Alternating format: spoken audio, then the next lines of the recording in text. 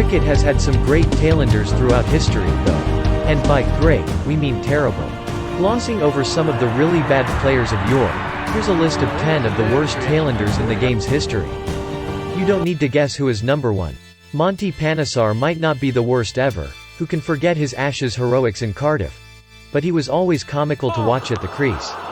Panesar almost always looked absolutely petrified at the crease, and while his effort in Cardiff will forever be remembered as one of the great Ashes moments, the rest of his batting left much to be desired.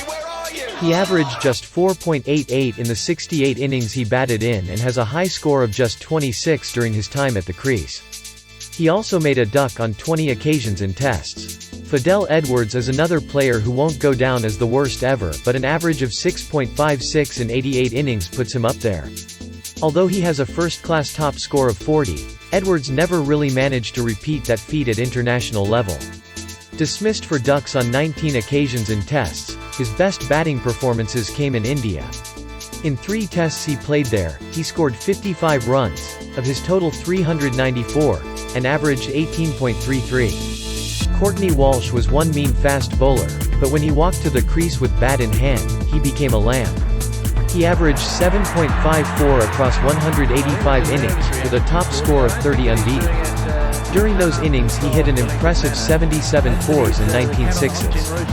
Those aren't the worst figures for a tailender, but most of those runs came through sheer luck rather than technique. Glenn McGrath might have scored a half-century in Test cricket, but that was very much a once-off incident.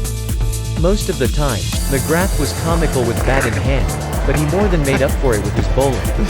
Although he was a terrible batsman, averaged 4.07 in 80 innings and scored just 167 test runs in total, Chandrasekhar deserves some credit for having played 58 tests.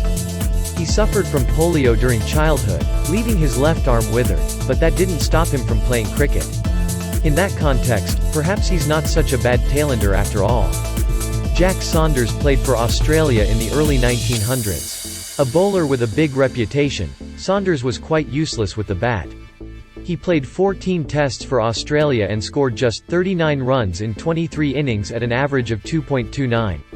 His top score was 11 not out. While no footage exists of him batting, none that we can find anyway, his stat. Another Aussie from way back, Bert Ironmonger's average is a lowly 2.62. He managed 42 runs in his 21 innings at the crease with a top score of 12. Better known for being the 4th oldest cricketer to make his Test debut, he was 45. Ironmonger was a wily spinner who was lucky if he knew which end of the bat to hold.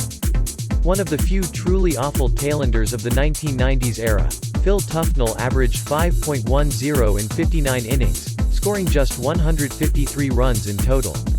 He hit 13 fours in his time at the crease, but the video above tells you everything you need to know about his batting abilities, or lack thereof. Tommy Mbongwa holds the dubious honor of having the lowest batting average in the history of Test cricket, for players who have played a minimum of 15 tests. He averaged 2.00 in his 25 innings, scoring just 34 runs with a high score of 8. There could not be a better picture to accompany this post than him with Chris Martin discussing tactics. Without a doubt, the worst tailender to ever live, Chris Martin's efforts with the bat are some of the biggest jokes in cricket. The man himself can at least see the funny side in the video. How to Bat Like Chris Martin, as cult classic for all those who like to poke fun at his horrendous batting. In 104 innings, Marin averaged just 2.36 and he scored just 123 runs. On the bright side, he was dismissed for a duck just 36 times.